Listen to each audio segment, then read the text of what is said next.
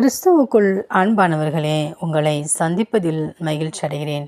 யோபு 5:17. இதோ, தேவன் தண்டிக்கிற மனுஷன் பாக்கியவான். ஆகையால் சர்வ வல்லவருடைய சிற்றையை அற்பமாக எண்ணாதிரும். பிரியமானவர்களே, இந்த நாட்களிலே ஒரு கடினமான சூழ்நிலையை கடந்து சென்று கொண்டிருக்கிறீர்களா? தேவன் தண்டிக்கிற மனுஷன் பாக்கியவான். அவருடைய சிற்றையை நாம் அற்பமாய் எண்ணாதபடி, முறுமுறுத்து சோர்ந்து போகாதபடி, எல்லா சூழ்நிலையும் யோபு எப்படி உறுதியாய் உத்தமத்தோடு தன்னை காத்து கொண்டு தேவனுக்குள் திடப்படுத்தினாரோ, அதே போன்று நாமும் தேவனுடைய பாதத்தையே தெரிந்து கொள்வோம். அவ்வாறு தேவன் தண்டிக்கும் போதும் தேவனோடு கூட நாம் இணைந்திருக்கும் போது, தகப்பன் சிற்றியாத புத்திரன் உண்டோ?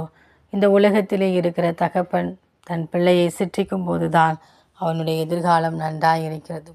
அதே போல நம்முடைய வாழ்க்கையும் நன்றாய் இருக்க வேண்டுமென்றால் தேவனிடத்திலிருந்து சில சிற்றைகளை நாம் பெற்றுக்கொள்ள வேண்டும். அப்பொழுதுதான் சரியான வழிகளை நடக்க தேவன் நமக்கு உதவி செய்வார். எனவே அந்த சிற்றையை நாம் அற்பமாய் எண்ணாதபடி, தேவனே, இதை தாண்டி செல்ல பலனும் தப்பித்து கொள்ள போக்கையும் எனக்கு உண்டுபடி தாரும் என்று சொல்லி அவருடைய பலனையே நாம் கேட்கும்போது அவர் நமக்காக இறங்கி வருவார். ஏனென்றால் அவர் சீயோனுக்காக இறங்கி ஆறுதல் செய்கிற தேவன்.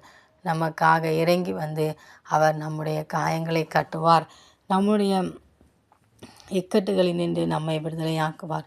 எல்லா பொல்லாப்பினின்றும் நம்மை விடுதலையாக்கி பாதுகாத்து கொள்வார். எனவே எல்லா சூழலையும் தேவனாகிய கர்த்தர் ஒருவரையே பார்த்து அவரையே சார்ந்து கொள்வோம்.